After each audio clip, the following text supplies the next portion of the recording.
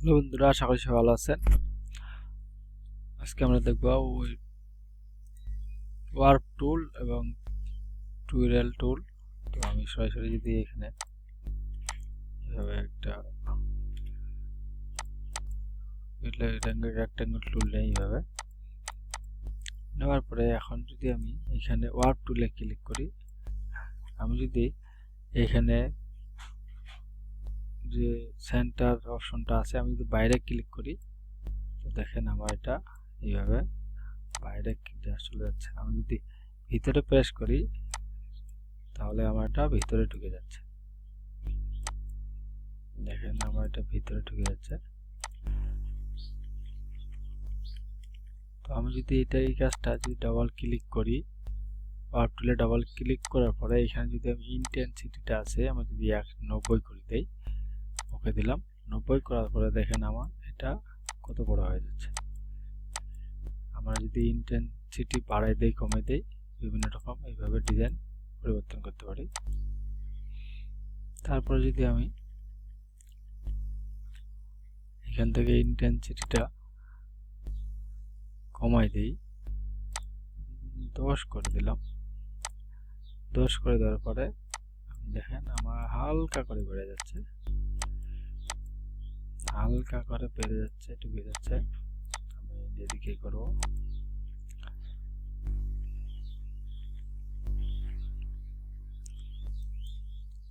আমরা এই যে ওয়ার্প টুল দিয়ে ইন্টেন্সিটি বাড়িয়ে কমাইয়ে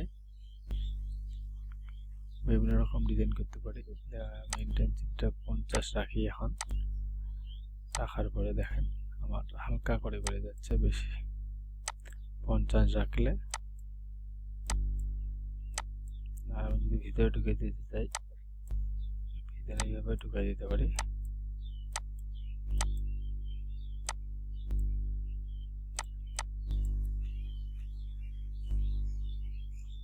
এটা আমি কাটে দিলাম।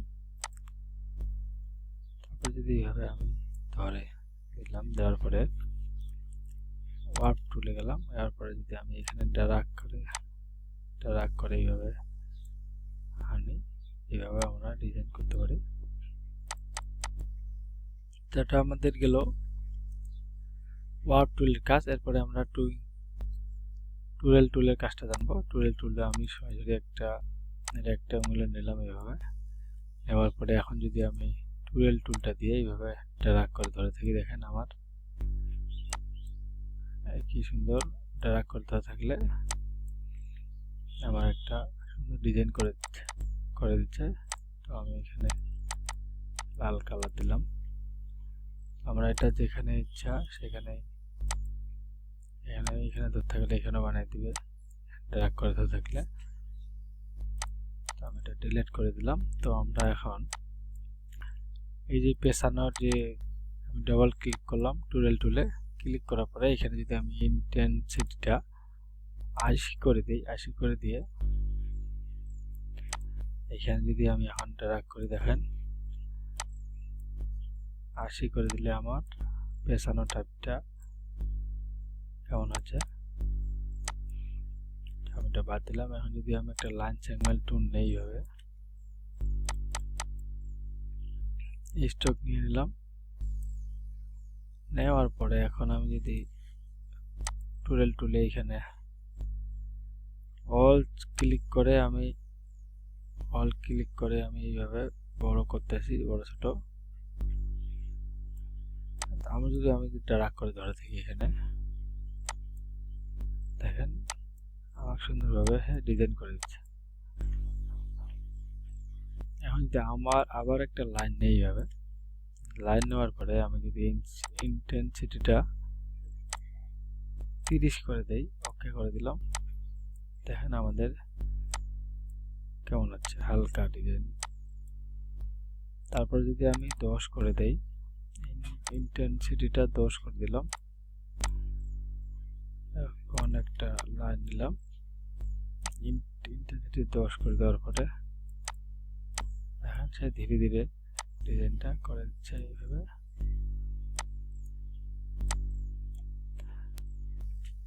আমরা এইভাবেও ডিজাইন করতে পারি। ইন্টেন্সিটি দিয়ে, তারপর এগুলো আমরা ডিলিট করে দিলাম। ডিলিট করে দেওয়ার পরে আমি যদি একটা এইভাবে লাইন টুল দিই, দেওয়ার পরে এখানে আমি একটু হালকা করে বাড়াই দিলাম। দেওয়ার পরে এখানে একটা ইফেক্ট নিলাম, রোটেট করে নিলাম। তারপরে এটা যদি আমরা রোটেট করি,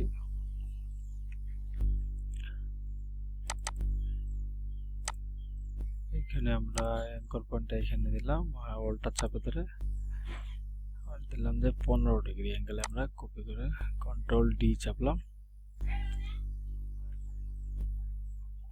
কন্ট্রোল জি চেপে কন্ট্রোল গ্রুপ করে নিলাম, এইভাবে নিলাম। এখন যদি আমরা এখানে ওয়ার্ক টুলটা ধরে থাকি,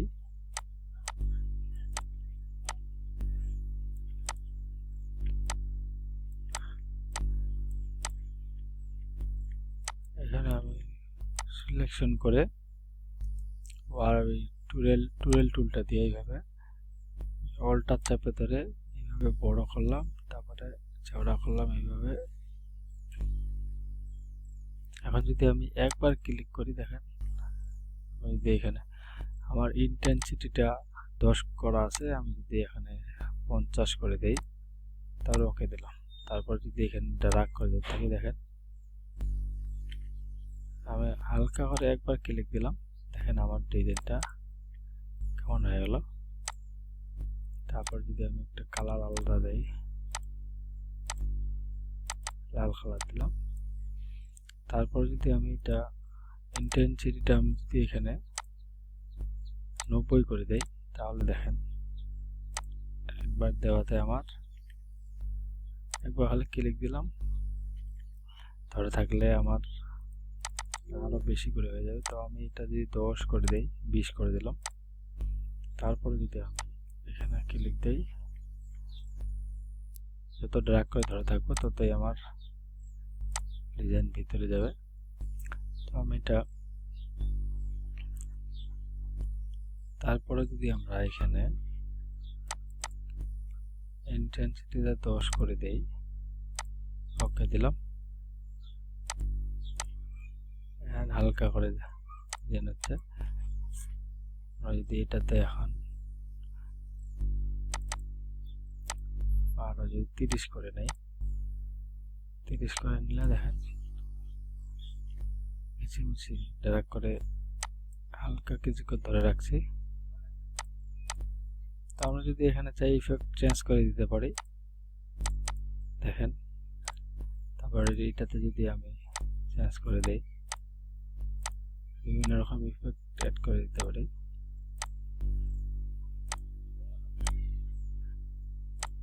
এটা যদি চেঞ্জ করে দিতে চাই,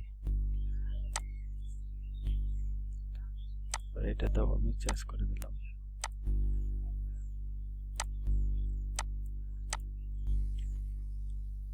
এরকম ধরনের বিভিন্ন রকম ডিজাইন করতে পারি। ডিলিট করে দিলাম। তারপরে যদি আমরা দেখি, একটু রেক্টেঙ্গল নিলাম, লাইন সেগমেন্ট নিলাম, একটু বাড়ায় দিলাম স্ট্রোকটা, হালকা করে ছোট করে দিলাম, শিফট চাপে ধরে control D D D D সবগুলো সিলেকশন করে আমি ওয়ার্ক টুলে গেলাম।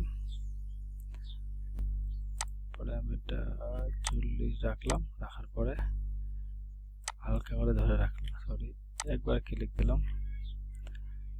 আমি আর একটু কমাই নেব, ইন্টেন্সিটিটা 20 করে নিলাম।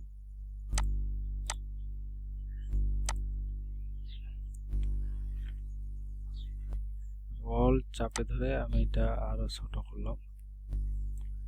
ছোট করার পরে এখানে আমি হালকা করে দাবালাম।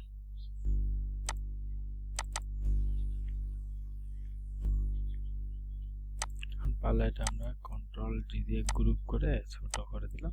ছোট করে দিয়ে আমাদের যে স্টকের পরিমাণটা যে আমি ছোট করতেছি, এভাবে স্টকের পরিমাণটা বেড়ে যাচ্ছে, আর যদি বড় করি স্টকের পরিমাণটা কমে যাচ্ছে। তো এটা এটা ঠিক করার জন্য আমরা ইফেক্টে আসে ট্রান্সফর্মে আসলাম।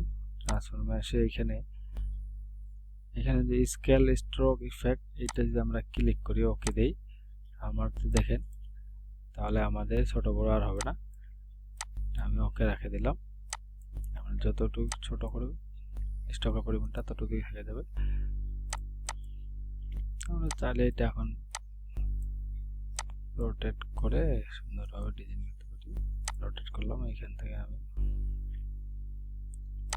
রোটেট করার জন্য আমাকে এখানে একটা এটার সাথে আমি এটা রোটেট করবো, সেজন্য আমি এটা সেন্টারে আসে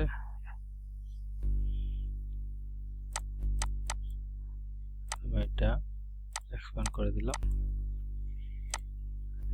এক্সপ্যান্ড স্ট্রোক করে দিলাম। তারপরে আমরা এটা রোটেট করব।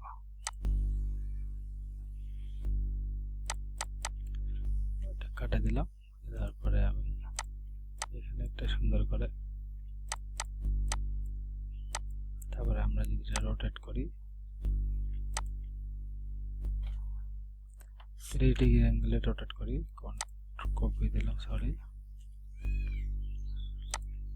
আমরা 60 ডিগ্রি অ্যাঙ্গেলে রোটেট করি, কপি দিলাম, কন্ট্রোল টি দিলাম।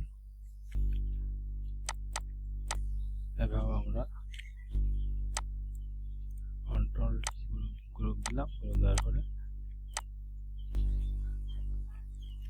ছোট করে নিলাম।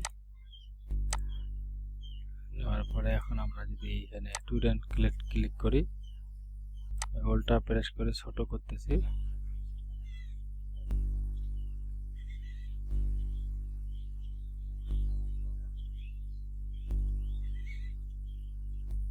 হোল্ডটা প্রেস করে ছোট করতেছি।